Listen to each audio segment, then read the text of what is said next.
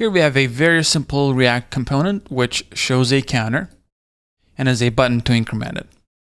Right now the button does nothing. We're keeping the counter value here in the state variable. Let's see how we can get this button to work. First, let's create a function called increment_counter.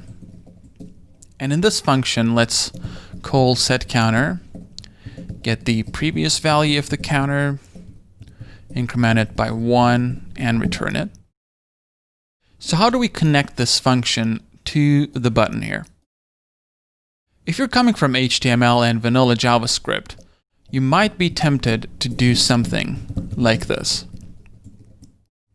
What this says is, whenever the click event happens, evaluate this code. But even though this looks like HTML, this is actually something called JSX.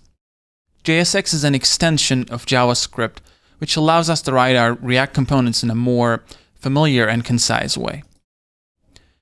The first thing we're going to be changing is we're going to be calling this onClick with a capital C.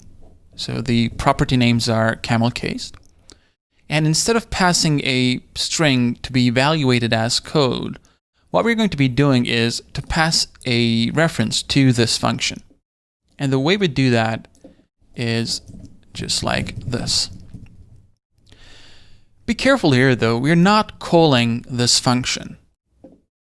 Because if you were to call this, you can see that this function returns nothing. So when you call that, the return value is undefined. If we did this, what we would do is to assign undefined to the onClick property. That's not what we want. So let's remove these. Now let's check the button. And it's working properly. All right, that's it for this episode. Thank you for watching, and I hope you enjoyed it.